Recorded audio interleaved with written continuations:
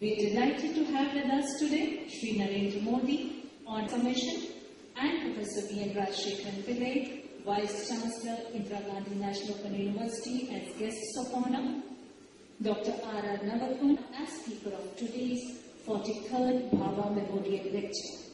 We would now welcome our honorable guests. May I request IT President Shri R.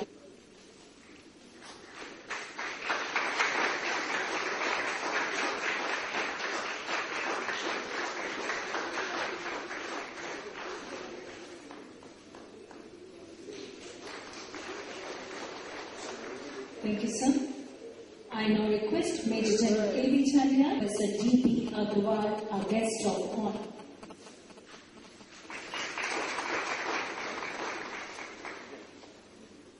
Thank you, sir. I request Srimati Samriti Davar, Zonal Coordinator, West Zone, to welcome Professor V.N. Rajshekharan Pillai, Vice Chancellor, IGNOU.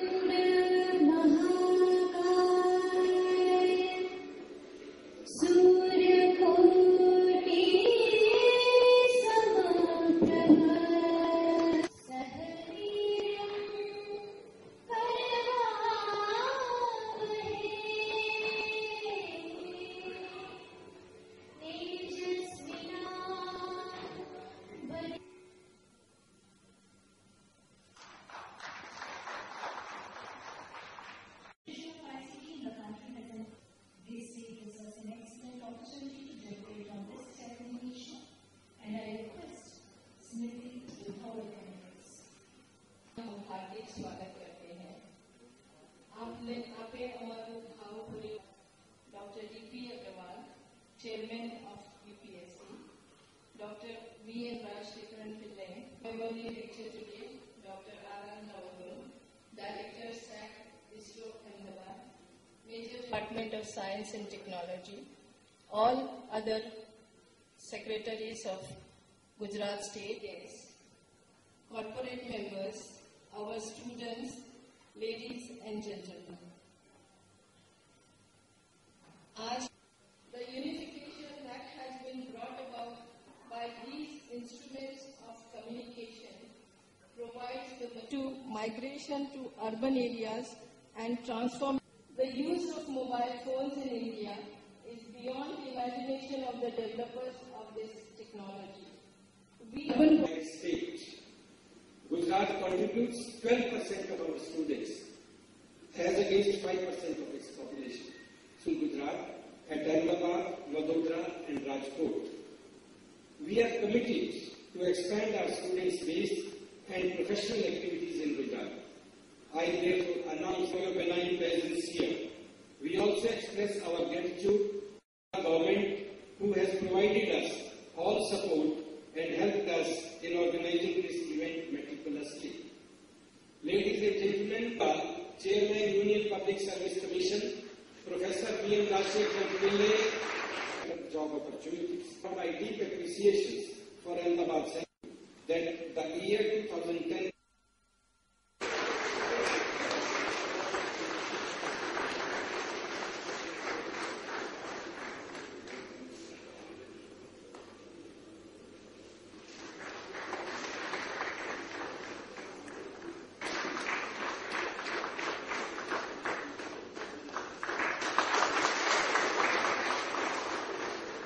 किस दवाई की जरूरत है, किस दवाई की जरूरत नहीं है, मेरी जमीन में कौन सी कमियां हैं, कौन सी अच्छाइयां हैं, और अकॉर्डिंग टू दैट वो जब अपना एग्रीकल्चर प्लान करता है तो कम से कम खर्चे में अधिकतम बेनिफिट पाने के लिए भागीदार बन जाता है। और उसका परिणाम है, और उसका परिणाम ये है कि हिंदुस्तान का एग्रीकल्चर ग्रोथ 2% से आगे नहीं बढ़ रहा, लेकिन गुजरात का एग्रीकल्चर ग्रोथ 2001 से 2011 तक पूरे 10 वर्ष करीब 11% रहा। With the help of technology. और इसलिए हम अपनी टेक्नोलॉजी का इस प्रकार से उपयोग करते हैं। मैं तो हम लोग सब एक आयु के पड़ाव पर पहुंचने के बाद कैटरेक्ट, कहीं न कहीं हमारे यहां मेहमान बन के आ जाता है।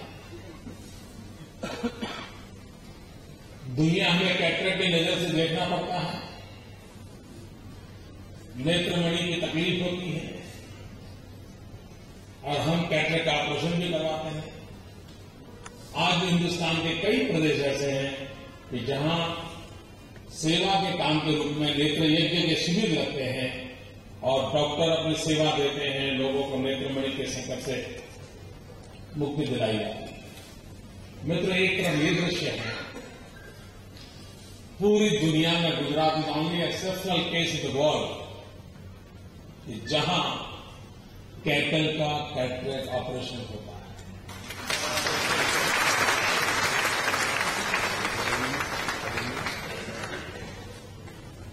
टेक्नोलॉजी थी, कैटरेक्ट का ऑपरेशन होता है, कैटरेक्ट कैसे होता है सब पता डॉक्टर को चलता था, लेकिन किसी को ध्यान नहीं आया कैटल में भी जीव होता है।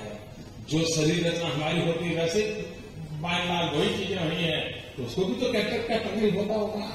हमने उसको लागू किया और उसका परिणाम कैसा है। मतलब गुजरात इज स्टेट जहां कैटल के डेंटल ट्रीटमेंट की व्यवस्था है। आपको हैरानी हो रही ना?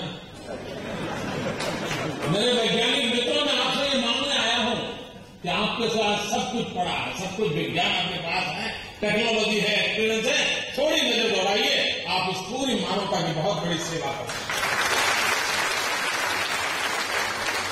थोड़ा नजरिया बदला हो।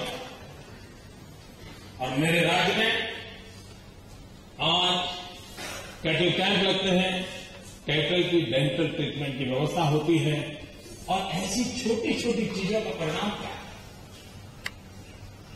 हमने इस आईटी का उपयोग करते हुए कैटल की ट्रैकिंग सिस्टम को डेवलप किया है। हम हर वर्ष विलेजेस, मेरे यहां ब्रॉडबैंड कनेक्टिविटी, मैं आज गुजरात के किसी भी गांव में वीडियो कॉन्फ्रेंस से बात करता हूं। एक गांव दूसरे गांव से वीडियो कॉन्फ्रेंस से बात कर सकता है। ये व्यवस्था मेरे यहां है और उसका नतीजा ये हुआ है कि हमारी जितनी बातें हैं हम बड़े आसानी से पहुंचा सकते हैं। नेचुरल कैलेमिटी की एक घटना मैं सुनाना चाहता हूं। आपको मालूम होगा 3 साल पहले ऑस्ट्रेलिया में बहुत बड़ी बाढ़ आई, काफी तबाही हुई थी ऑस्ट्रेलिया में, अगर आपको याद हो। अब उनको लोगों को चीजें बात कैसे पहुंचानी, मैं एक समृद्ध देशों की बात कर रहा हूं, बात कैसे पहुंचानी उनके लिए बड़ा संकट का मामला था। चिंता में थे वे कैसे करें। तो इत्तेफाक से वहां यूनिवर्सिटी में मेरे राज्य के एक अफसर जो पढ़ाई के लिए गए हुए और वे यहां डिजास्टर मैनेजमेंट के काम से जुड़े हुए इंसान थे, तो उन्होंने गुजरात का एक एग्जाम्पल उनको दिया। आपको मालूम होगा कि गुजरात में बड़ी मुश्किल से 5 साल में 1 बार बाढ़ आती है, लेकिन आज से 4 साल पहले 1 साल में 5 बार बाढ़ आई थी। और मही में इतना लगातार बारिश के कारण परेशानी हुई और ये मही के किनारे के गांवों को एक सीजन में 5 बार खाली करना पड़ा। लेकिन हमारे पास डिजास्टर मैनेजमेंट व्यवस्था के तहत उन सभी गांवों के मोबाइल फोन की पूरी जानकारी आती। वहां के लोग अंग्रेजी पढ़े हुए नहीं, लेकिन हम अंग्रेजी अल्फाबेट में गुजराती सूचना से एसएमएस करते थे कि 3 घंटे में इतना पानी आने की संभावना है, आप वहां से हट जाइए। ये हमने कम्युनिकेट किया जस्ट थ्रू दिस टेक्नोलॉजी। और मैं तो आज मैं गर्व से कह सकता हूं कि एक सीजन में 5 बार बाढ़ आने के बाद भी एक भी कैटल, एक भी इंसान अपना जान नहीं गंवाया।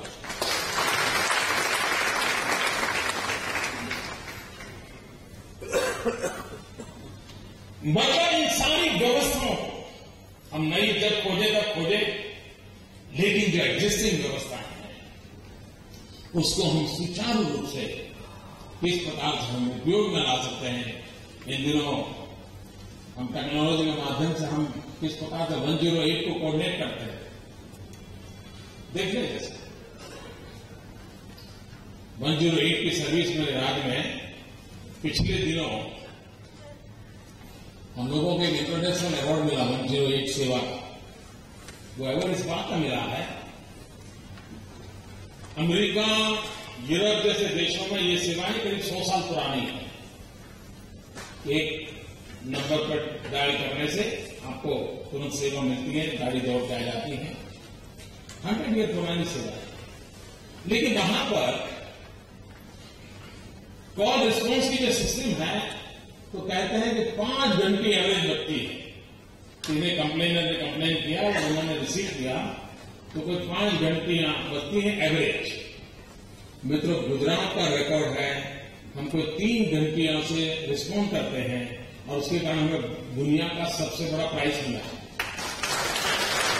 टेक्नोलॉजी में ह्यूमन सेंसिटिविटी, इसको जोड़ने से क्या करना है। और आज गुजरात के किसी भी दूर-दराज क्षेत्र में कोई गरीब मां अगर वो प्रेग्नेंट है, उसको पीड़ा हो रही है, किसी को सांप काटा है, किसी को अटैक आ गया है, अगर वो 108 को लगाते हैं, शहर में भी आज हमारे देश में एम्बुलेंस आते आते आधा घंटा लग जाता है। मेरा गुजरात के किसी भी रिमोट एरिया में होगा, मैक्सिमम 13 मिनट के भीतर गाड़ी पहुंचती है। 13 मिनट के भीतर कहीं रास्ते में एक्सीडेंट हो गया, हाईवे पर तो हार्डली 3-4 मिनट लगती है मीटर पहुंचने में। क्यों? इस सारी सर्विस को हमने कम्युनिकेशन टेक्नोलॉजी से एकदम परफेक्टली नेटवर्किंग किया। और एक कंट्रोल रूम चाहिए। मैं तो चाहूंगा आप जब मेहमान आए उसका हमारा कंट्रोल रूम देखने जाइए। ये दुनिया में एक अच्छे कंट्रोल रूम में उसको माना जाता है और अभी भी बनाया। यानी टेक्नोलॉजी का जन सेवा में उपयोग कैसे हो सकता है, इसके कई उदाहरण आपको दे सकते। आज देश में करप्शन ने पूरे देश को परेशान करके रखा है।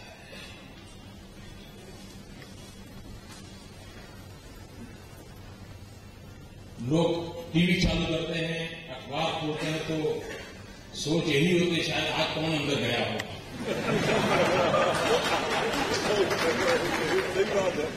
आज किसकी बारी हुई।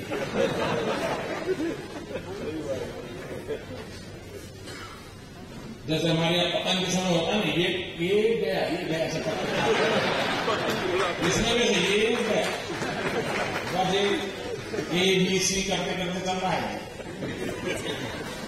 ए की बारी आ गई, बी की आ गई, सी की आ गई, ऐसे ही चल रहा है।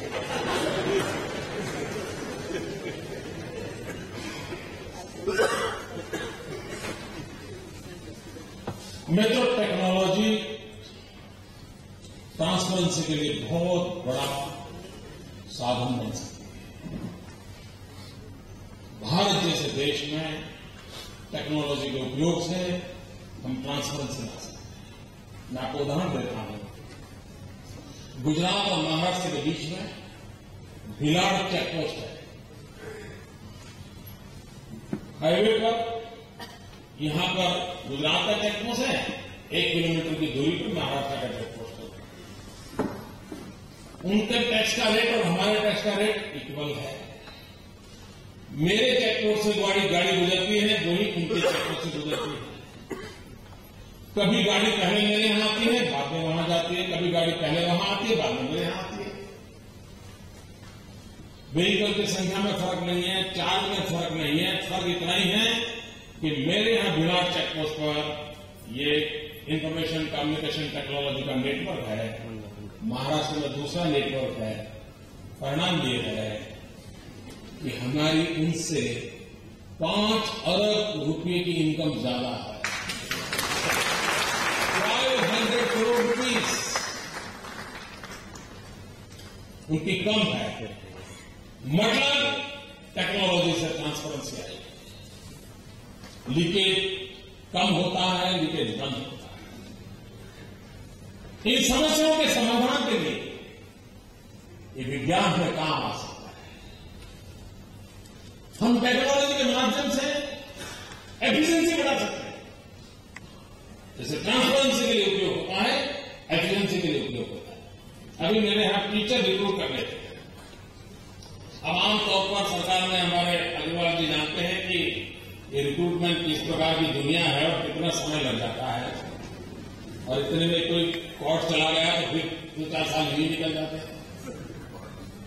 हमें टीचर्स को रिक्रूटमेंट करना था, हमने ऑनलाइन एप्लीकेशन मांगी। एप्लीकेशन मांगने की डेट एंड ऑर्डर देने की date only 12 days, only 12 days, and 13,000 teachers को अपॉइंट किया, just with the help of this technology. कोई ह्यूमन इंटरवेंशन नहीं, कोई आरोप नहीं, transparency and efficiency both. Within 12 days 13,000 teachers को एक सरकार अपॉइंटमेंट दे दे और उसके बाद कोई शिकायत नहीं, कोई शिकायत नहीं। ये सब संभव है, और इसलिए मैं खुद टेक्नोलॉजी का विद्यार्थी नहीं हूं, इसलिए टेक्नोलॉजी का उपदेश देने का मुझे कोई राइट नहीं है। आप एक्सपर्ट लोग 2 दिन आप विचार विमर्श करने वाले हो, लेकिन आप लोगों ने जो कुछ खोजा है, जो ज्ञान का भंडार आपके पास है, उसको हमने हमारे राज्य में किस प्रकार से छोटे तौर तरीके से उपयोग में लाया है, इसको सुन करके आज जरूर आपको संतोष होगा कि आपकी जिंदगी बेकार नहीं रही है। आपने और ये आपका गौरवगान करने के लिए मैं आया था, मैं आपका गौरवगान करने की बात सुना रहा हूं। मैं इस बात का हूं मित्रों, इस सदी में 2 टेक्नोलॉजी का प्रभाव मानव जीवन पर रहने वाला है, और शायद विकास के नए पैरामीटर आईटी और ईटी से जुड़ेंगे। इस विचार के साथ इस समारोह को सफलता के लिए शुभकामनाएं देता हूं। आपने मुझे बुलाया, मैं आपका बहुत बहुत आभारी हूं। धन्यवाद।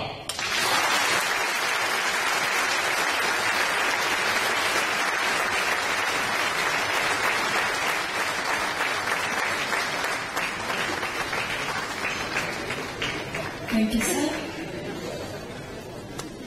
It was indeed very interesting and enlightening talk. It captured the attention of all present. Thank you, sir.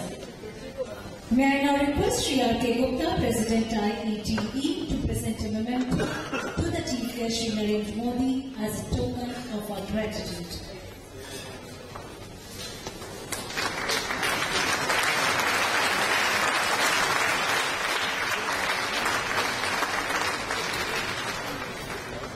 Thank you, sir. Due to important engagements, the Honorable Chief Minister has to leave. I now call upon Shri Madhukant Patel to express our gratitude to the Chief Guest.